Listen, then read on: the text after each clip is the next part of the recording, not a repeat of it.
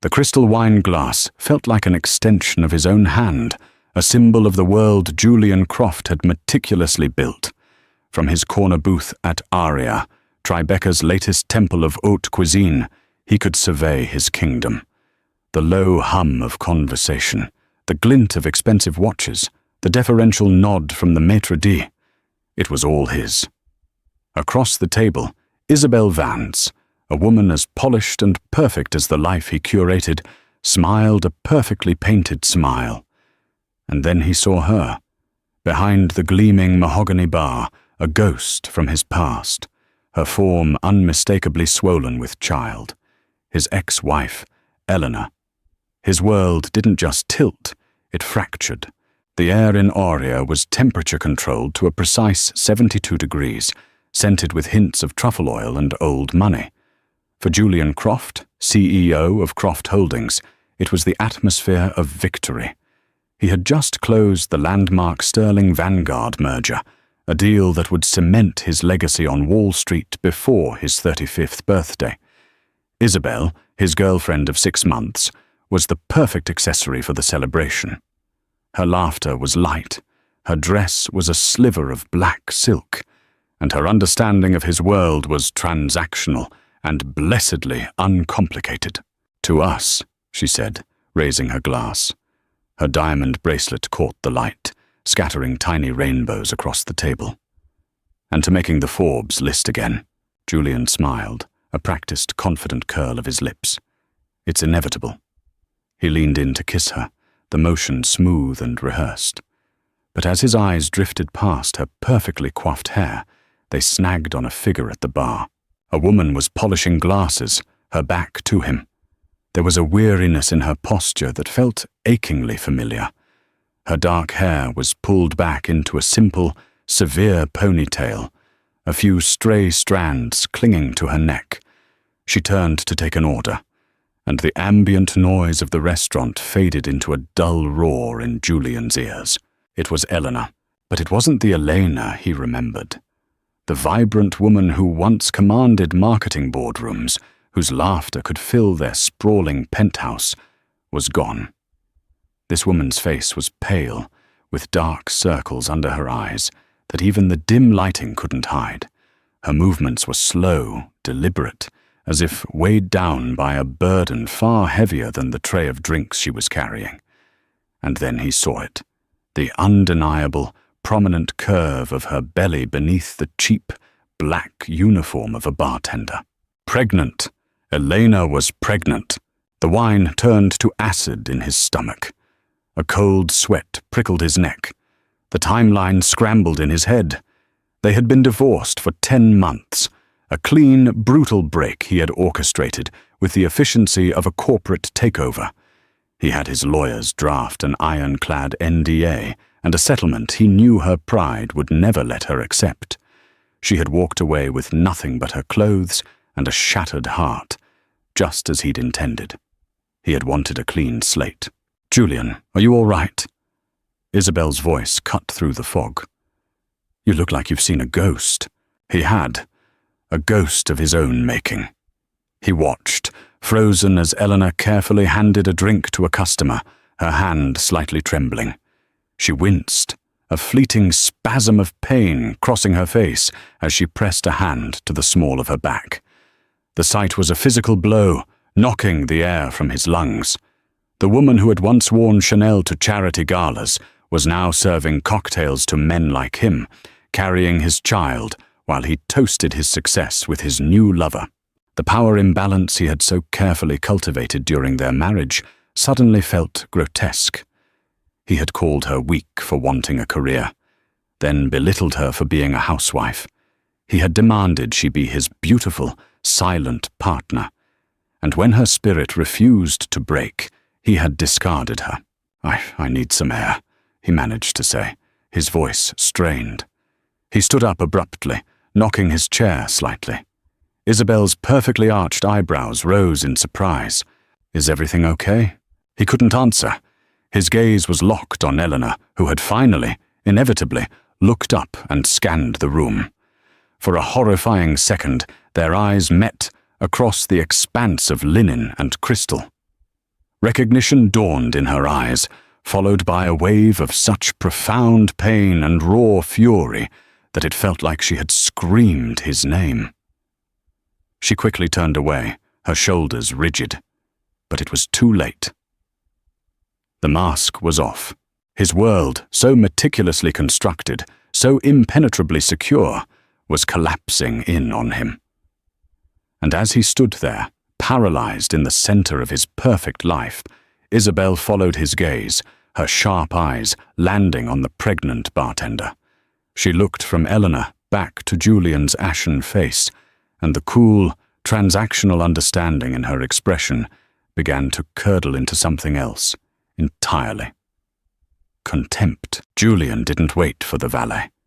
He strode out of Aria's gilded doors and into the cool autumn night, the sounds of the city a jarring cacophony.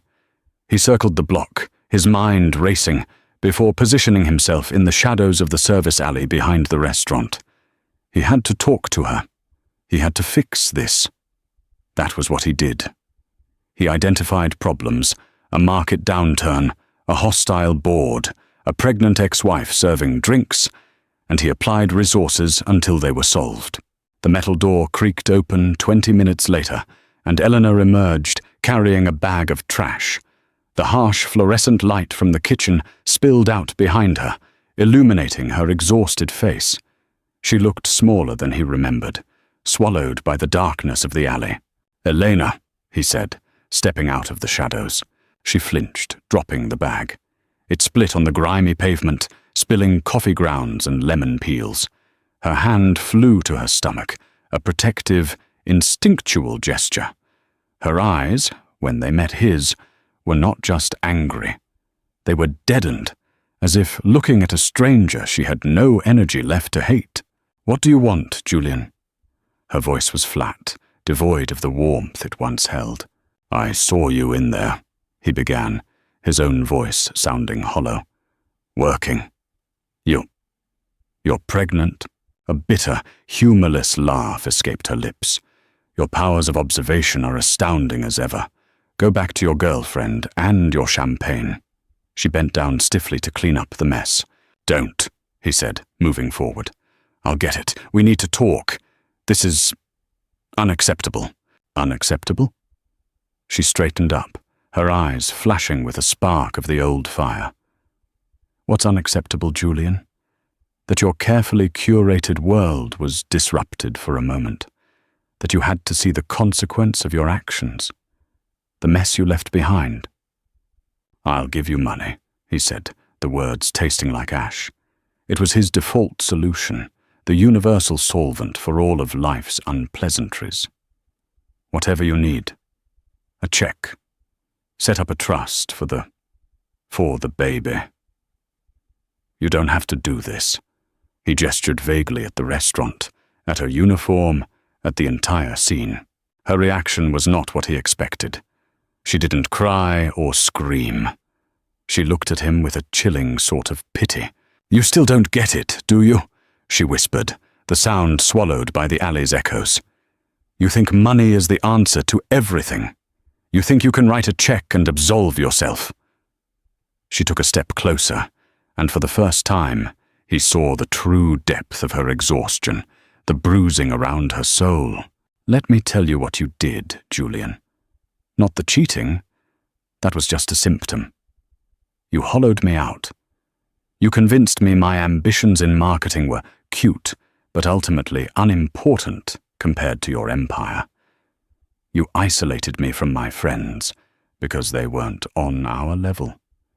You criticized the way I dressed, the way I spoke, the way I laughed, until I started to see myself through your disgusted eyes.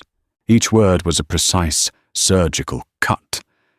He remembered it all, scoffing at her proposal for a campaign she was proud of, telling her that her college friend was boorish, complaining that her laughter was too loud at a black tie event. At the time, they had seemed like minor corrections, tweaks to perfect the image of Mrs. Julian Croft. Now, in this grimy alley, they sounded like acts of systematic cruelty. I left you with nothing because I wanted to be free of you, she continued, her voice gaining strength. Taking your money would mean you still owned a piece of me. I'd rather scrub floors than be indebted to you for one more second of my life. But the baby, he stammered. Is it mine? She cut him off, her voice like steel. I found out a week after I left, after the lawyers, after the papers, after you had the locks changed. This baby is mine. The one good thing to come out of the wreckage. The finality in her voice was absolute. He was not a part of this. He was an outsider, a spectator to the most important event of his life. The power had shifted. In his world of boardrooms and stock prices, he was a king. Here, in this alley, faced with the woman he had broken, he had no leverage. His wealth was meaningless. His influence was zero. He reached out, an involuntary gesture of appeal. Elena, please, let me help. Help! She recoiled as if his hand were on fire. The most helpful thing you can do, Julian, is to get in your 6-figure car, go back to your penthouse, and pretend tonight never happened. Disappear. It's the one thing you were always good at. She turned and walked back into the restaurant, the metal door slamming shut behind her, with a deafening clang that echoed the closing of a door in his own heart. He was left alone in the alley, the stench of garbage in his nostrils, the mess from the split bag at his feet. His world had not just collapsed, it had been dismantled, piece by piece, by the woman he thought he had erased. Returning to the table was like re-entering a movie scene after forgetting all his lines. The ambience of Aurea, once a comforting cocoon of success, now felt suffocating and artificial. Isabel was sipping her wine, her expression unreadable. The smile she offered him as he sat down didn't reach her eyes. So, she began, her voice smooth and cool as marble. Are you going to tell me what that was all about? Julian fumbled for a lie, a plausible excuse, a disgruntled former employee, a case of mistaken identity. But looking into Isabel's intelligent, analytical eyes, he knew a flimsy story would be an insult. She was a partner at a competing investment firm. She didn't get to her position by being naive. That was my ex-wife, he said, the admission heavy in the air. The bartender, Isabel stated, not a question. The pregnant bartender. She took a slow, deliberate sip of wine. I assume, given the timeline of your clean break, that some congratulations are in order for you as well. Her tone was razor sharp. There was no jealousy in it, not in the traditional sense. It was the detached assessment of a risk analyst who had just discovered a massive, undisclosed liability. It's complicated, Izzy, he said, hating the weakness in his own voice. No, it's not, she countered, placing her glass down with a soft click. It's remarkably simple. You have a past that is very much not in the past, a past that is about to become a present in approximately 9 months, a past that is currently serving gin and tonics to pay her rent. She leaned forward slightly. Tell me, Julian, in all our conversations about the future, our 5-year plans, the potential synergies between our firms, where exactly did your destitute, pregnant ex-wife fit into the projection? He had no answer. He had never considered it. Eleanor was supposed to have vanished, to have been absorbed back into whatever world she came from before him.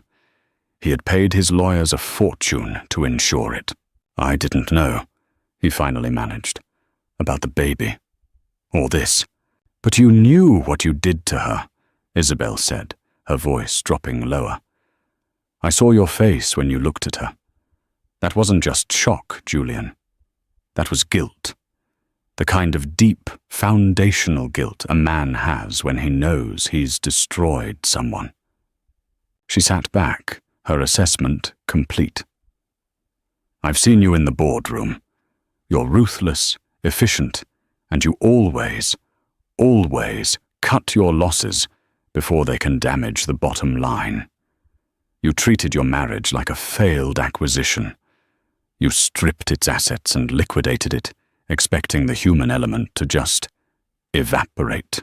He felt a surge of defensiveness. You don't understand our relationship. I understand it perfectly now, she said, a flicker of something almost like pity in her eyes. She was a person, and you treated her like a line item on a balance sheet. And now your accounting has come due.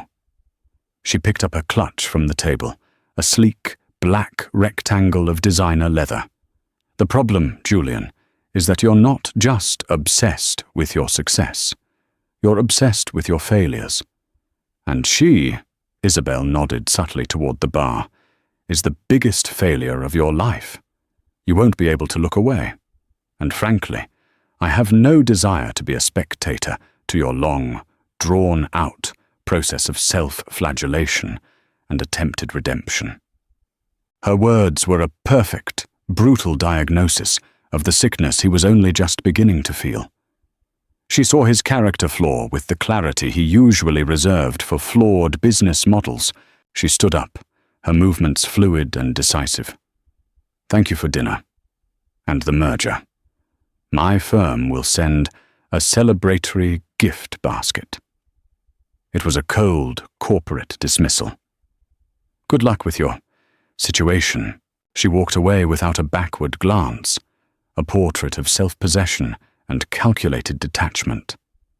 She was everything he thought he wanted, a woman who understood his world, who wouldn't burden him with messy emotions. And she had just left him because she recognized that the mess he had made was too toxic even for her. Julian sat alone at the table, surrounded by the remnants of a victory feast. The mirror he held up to himself had always reflected a titan, a winner, a master of the universe.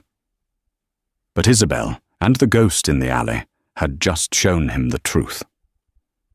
The mirror was cracked, and the man staring back was a coward and a bully, his empire built on a foundation of ruin. And for the first time in his life, Julian Croft had no idea what to do next. The next few days were a blur of managed chaos. On the surface, Julian was the picture of control.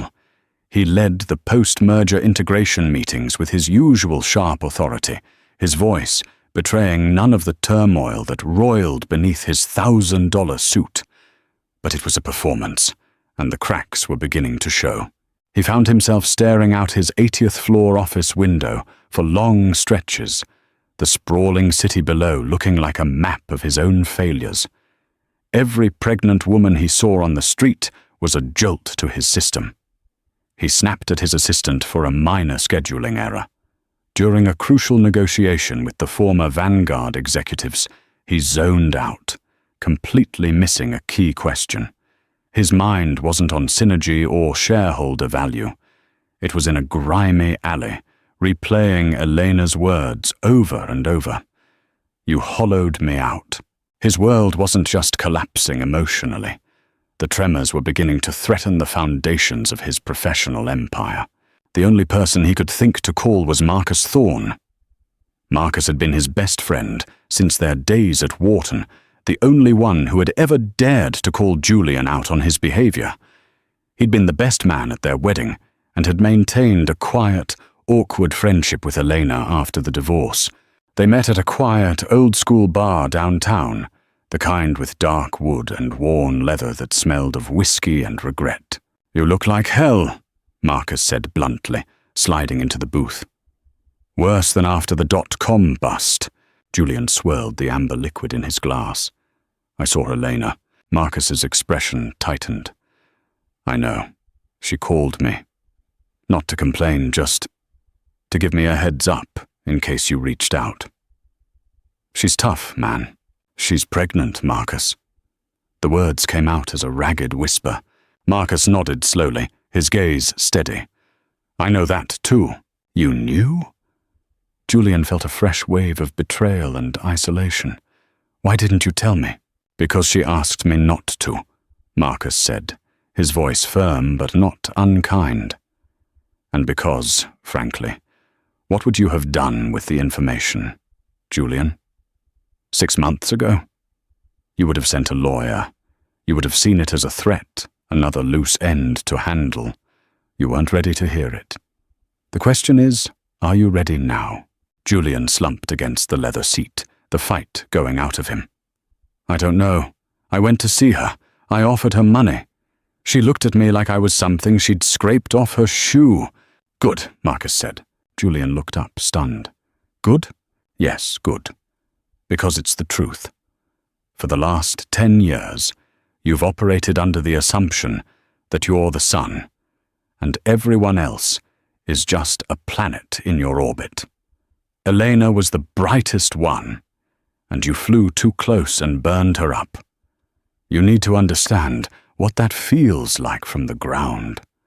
You need to feel the scorch marks. Marcus leaned in, his voice dropping. I love you like a brother, you know that. But I was there. I saw how you treated her. I saw you belittle her career choice in front of her new boss at that Christmas party. I saw you leave her standing on the street in the rain because you were angry she was 5 minutes late. I saw you become someone I barely recognized, and I didn't say enough. That's on me. But this is your chance to actually see it for yourself. The memories, refracted through his friend's eyes, were even more damning. He had seen those events as trivial, instances of him maintaining standards. Now he saw them for what they were. Small, consistent acts of cruelty designed to erode her confidence and cement his control. Isabel left me, Julian confessed, the words tasting like failure.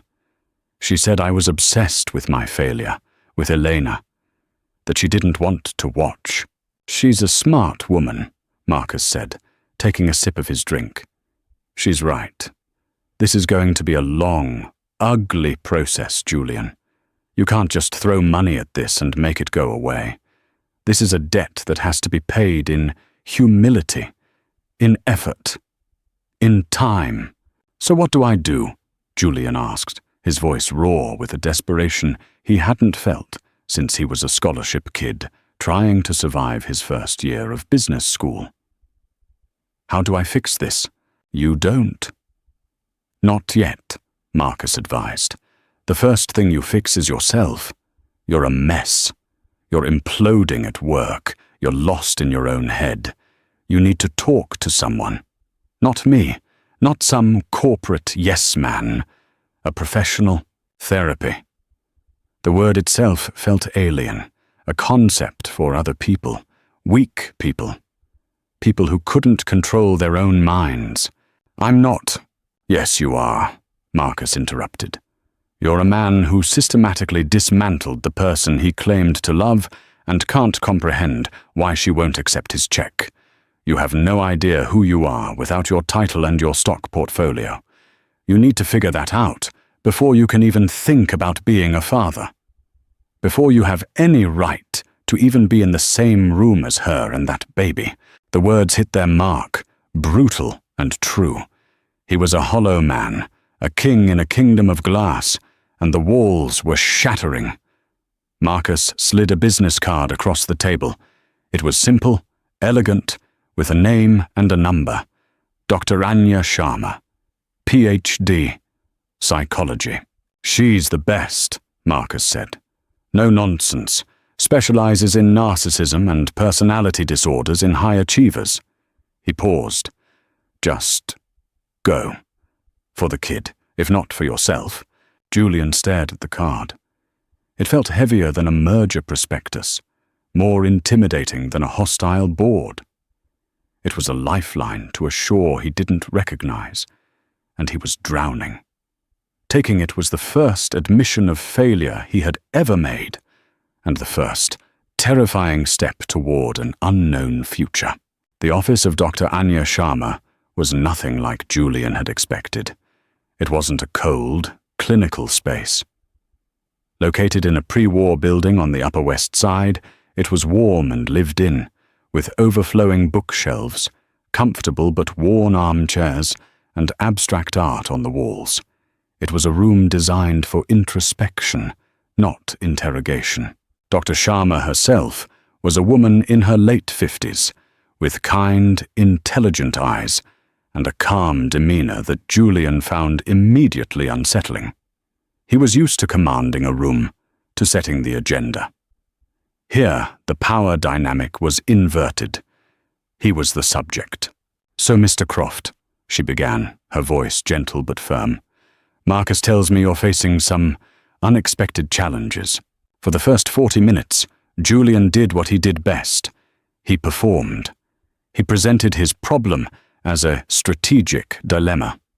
He spoke of Eleanor in detached, almost legal terms, the ex-spouse, the unforeseen complication. He framed his guilt as a frustrating distraction that was affecting his professional performance. He was an architect whose most complex blueprint had suddenly revealed a fatal flaw, and he was here to consult with an expert on how to patch it. Dr. Sharma listened patiently, her hands clasped in her lap. She didn't interrupt, didn't challenge. She just let him talk, let him spin his narrative of control and inconvenience. When he finally wound down, feeling he had adequately framed the situation, she leaned forward slightly. "You've described Elena's situation as a problem that needs to be solved.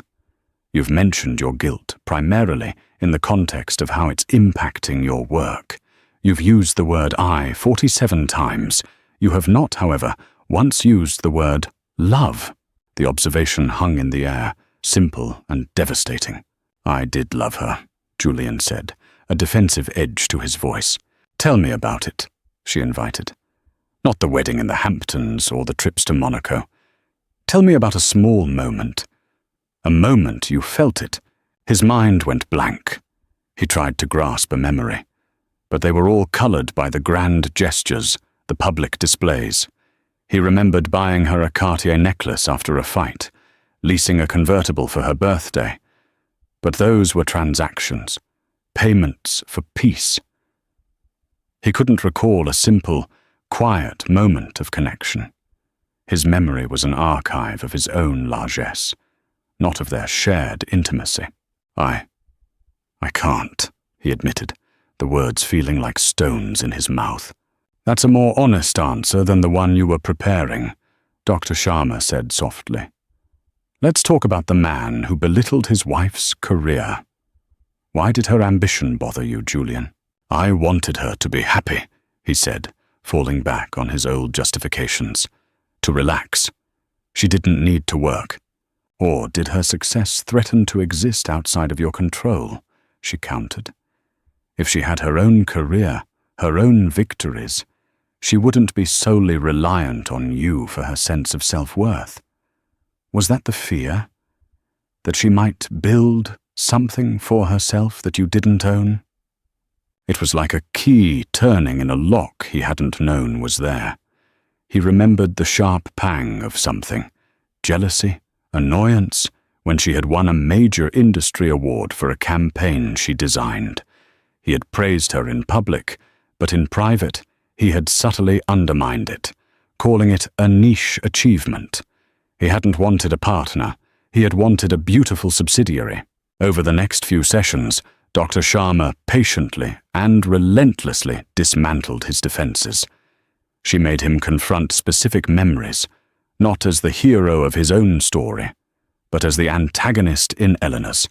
They talked about his childhood, his relentless drive to escape the poverty of his upbringing, and how that drive had morphed into a pathological need for control over every aspect of his life.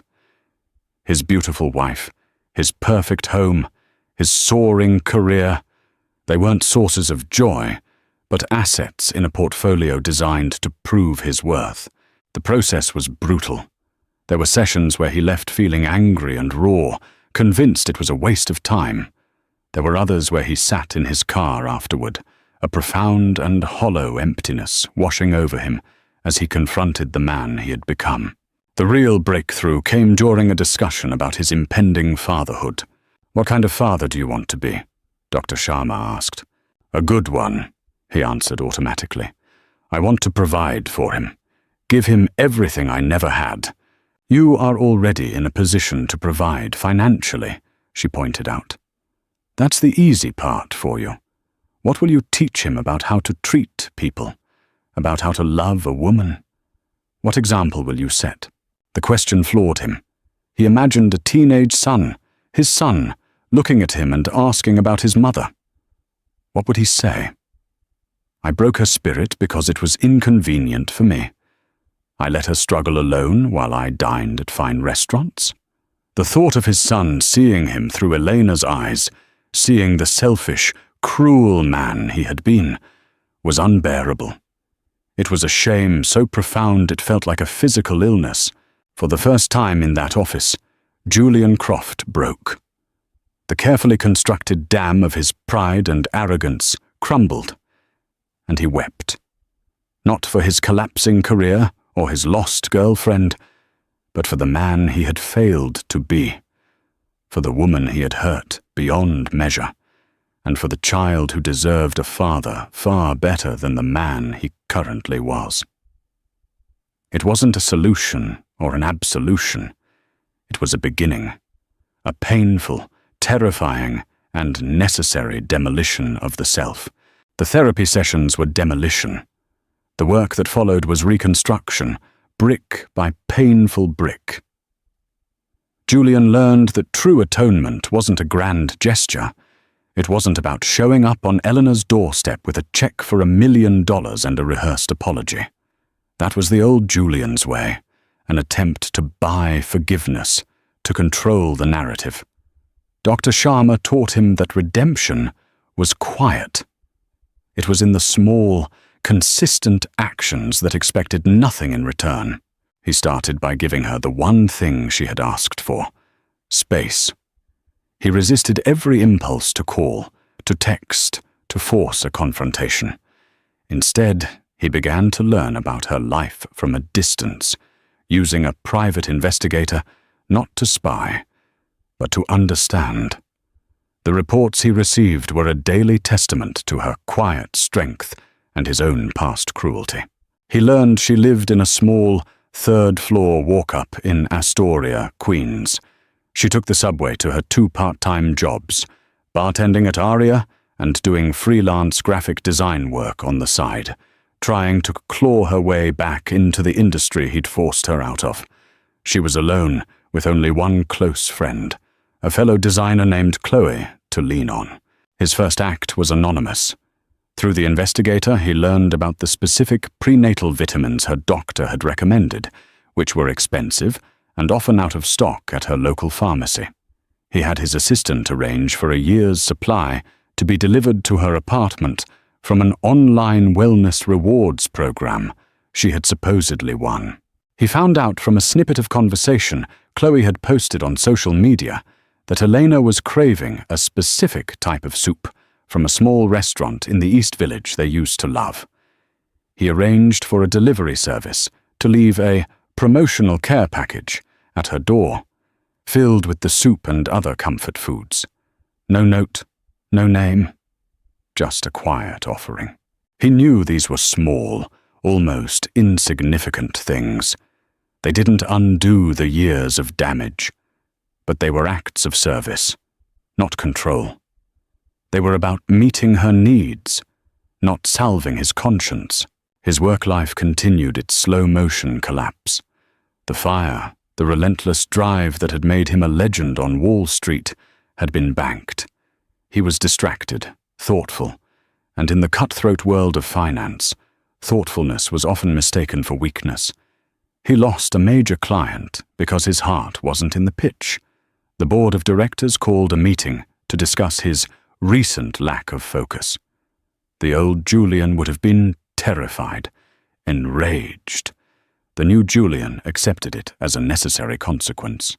The empire he had built on a rotten foundation had to fall before he could build anything real.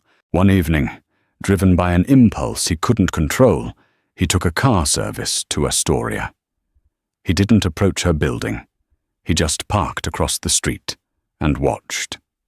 He saw her come home, slowly climbing the steps to her building, one hand on her belly, and the other holding a small bag of groceries. She looked bone-tired, but her shoulders were straight. There was a resilience in her he had never truly appreciated, a strength he had tried to extinguish, but had only tempered into steel. Watching her disappear into the building, a profound realization washed over him. He wasn't in love with the memory of the woman he married. He was falling in love with the woman she had become in spite of him. A survivor. A mother. A warrior. The next day, he took the biggest step yet. He contacted a headhunter who specialized in the marketing and advertising world. "I have a candidate for you," he said, his voice steady. "Her name is Elena Reyes. She was a senior campaign director at Ogilvy before she took a sabbatical. She's brilliant, creative, and she's been out of the game for a few years, so she'll be underestimated. I want you to find her the perfect opportunity, a senior role, a place that values talent. And she can never, ever know I was involved." He was using his power not to control her, but to empower her, to give back a fraction of the future he had stolen. It was a long shot, and it might lead to nothing, but it was an action. It was a brick laid on a new foundation, a foundation built not on power or possession, but on respect. He didn't know if she would ever forgive him. He was beginning to understand that he didn't have a right to expect it. The work wasn't for her forgiveness. It was for his own soul. The call came at 3:17 a.m. on a Tuesday in February. The city was silenced by a thick blanket of snow, and Julian was awake, staring at the ceiling of his cavernous, empty penthouse. The phone buzzed on his nightstand, and his heart seized. The caller ID read, "Chloe," Elena's friend. "It's time." Chloe's voice was tight with urgency, and a clear note of hostility. "Her water broke an hour ago. She's at Mount Sinai. She didn't want me to call you." "But you did," Julian said, already out of bed, pulling on clothes. "Yes," Chloe snapped, "because she's scared and she's alone. And as much as I despise you, you're the father of this baby. Don't you dare make me regret this, Croft. Don't you dare come in here like a wrecking ball." The line went dead. The drive to the hospital was surreal. The snow-filled streets were deserted, and his car moved through a silent, white world. His mind, however, was screaming. All the therapy, all the quiet acts of atonement, all the self-reflection. None of it had prepared him for the terrifying, visceral reality of this moment. He was about to become a father. He found the maternity ward and saw Chloe pacing in the waiting area. She stopped when she saw him, her arms crossed, her expression a mixture of exhaustion and fierce protectiveness. "She doesn't want to see you," she said bluntly. "Her contractions are getting close. She's in a lot of pain. The last thing she needs is the stress of dealing with you."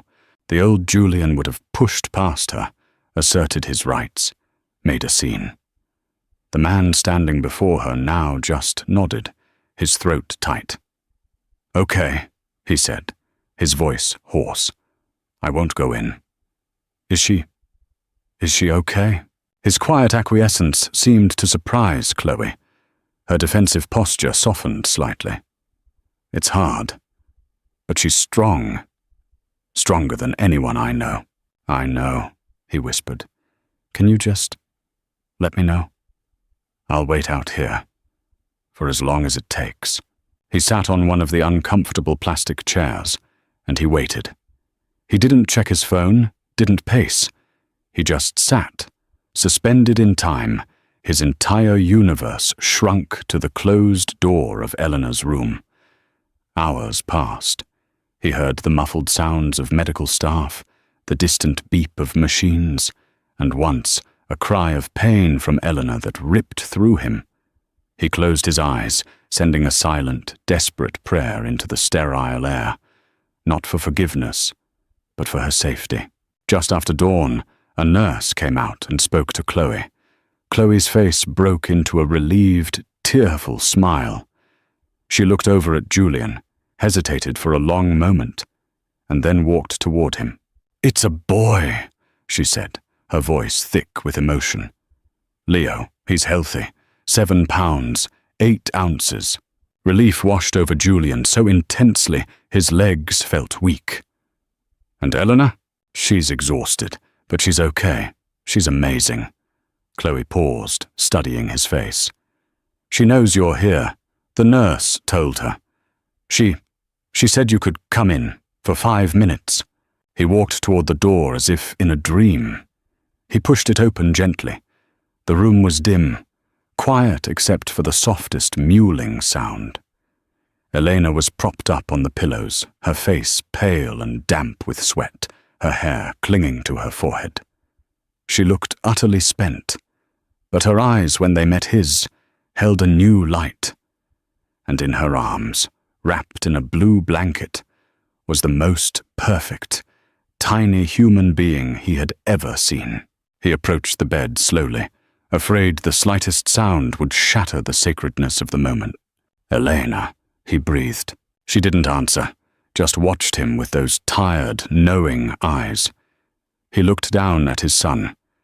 A tiny, wrinkled face, a tuft of dark hair, a small hand that opened and closed, grasping at the air.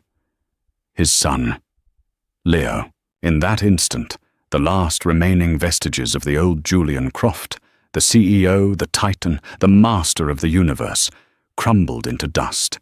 They were replaced by a feeling so raw and overwhelming it brought him to his knees.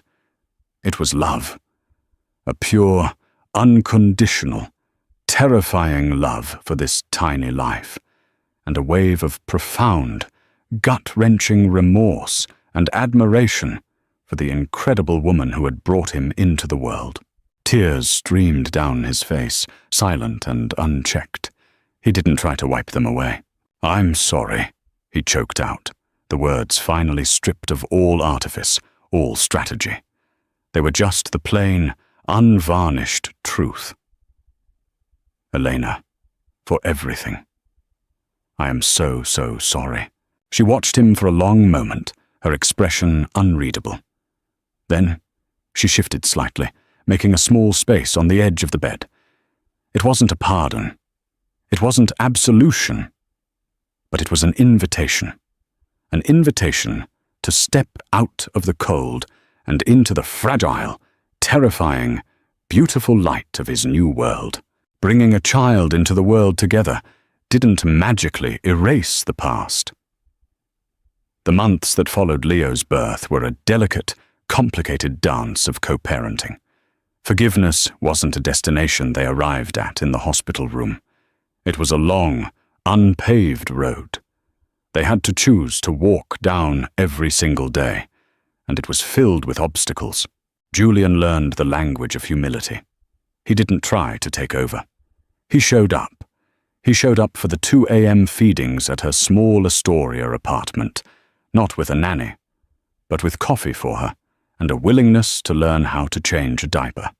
He was clumsy at first, his large hands fumbling with the tiny clothes, but he was persistent. He sat on her second-hand sofa and rocked his son to sleep while she got a few precious hours of rest. There were moments of friction, echoes of their old dynamic.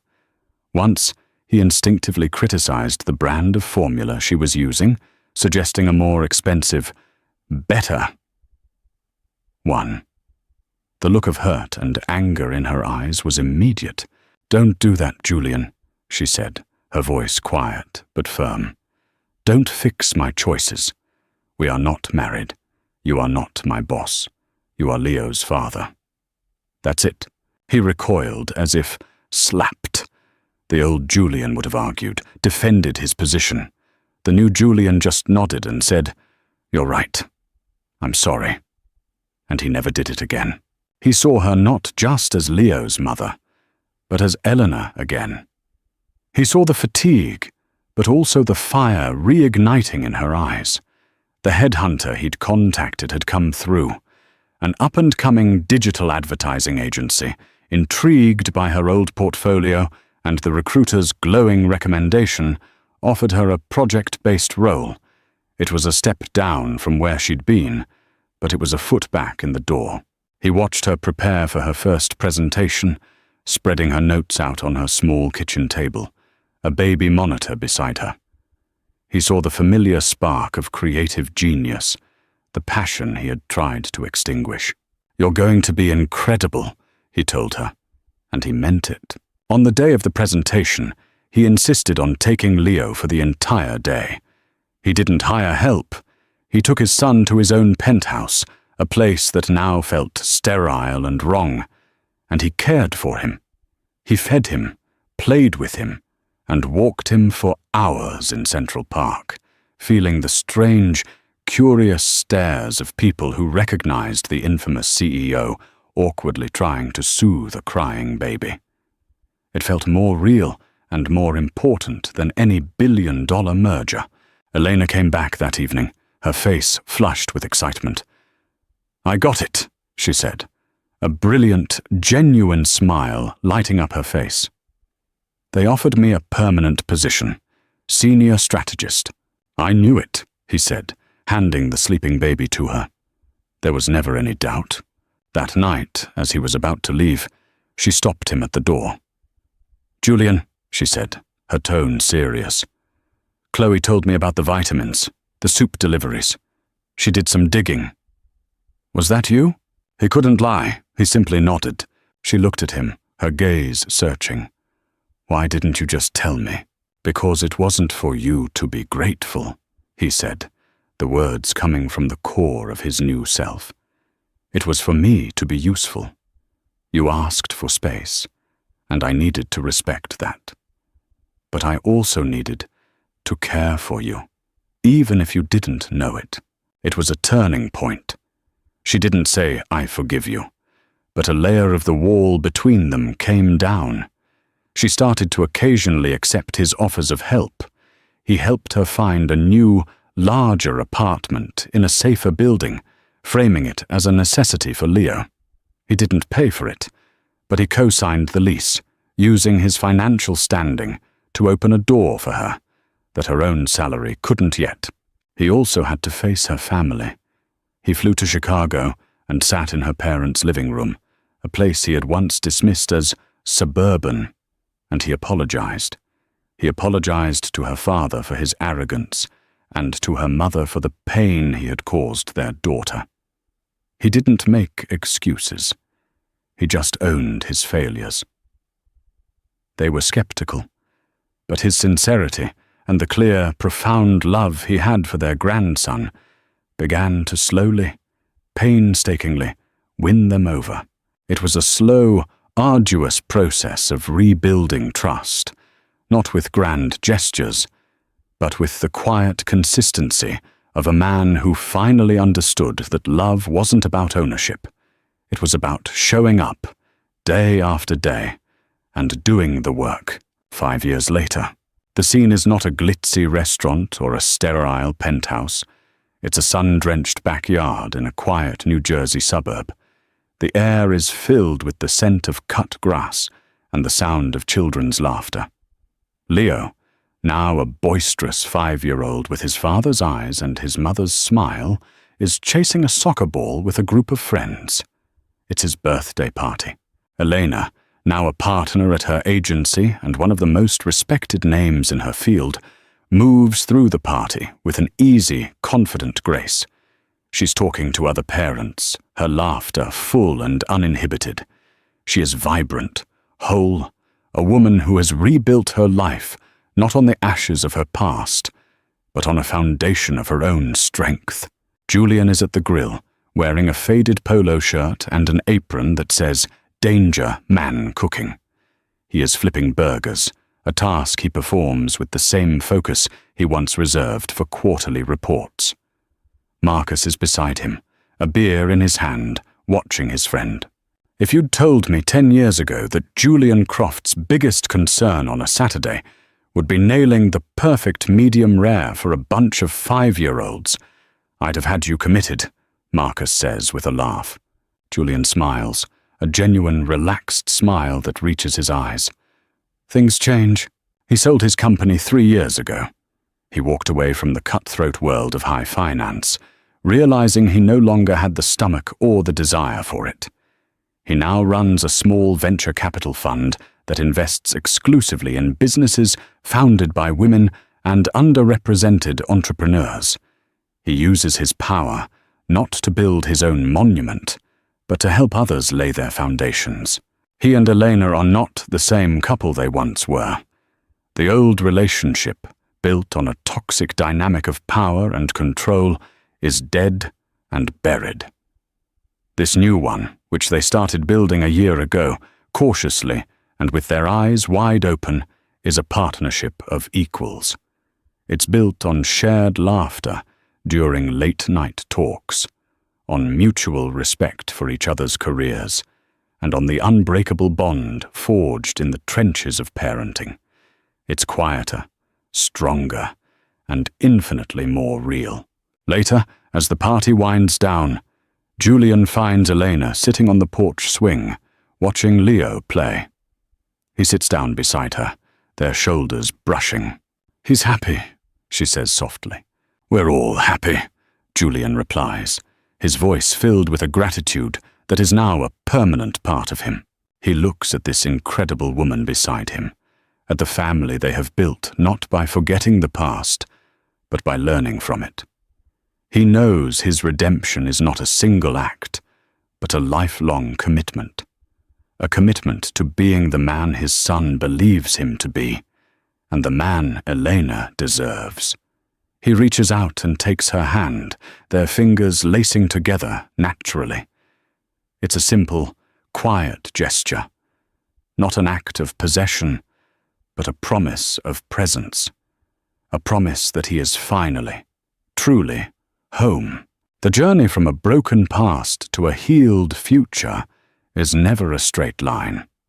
Julian's story is a powerful reminder that our lowest moments don't have to define us. It's about owning your mistakes, doing the hard work to change, and understanding that a second chance isn't something you are given, but something you must earn, day by day, action by action. True wealth isn't found in a bank account or a penthouse view. It's found in the quiet moments of connection, in the difficult road to forgiveness, and in the courage to rebuild a life based on love and respect. What did you think of Julian's path to redemption? Could you have forgiven him? Let us know your thoughts in the comments below. If this story moved you, please hit the like button, share it with someone who might need to hear it, and subscribe for more emotional and inspiring stories. Thank you for watching.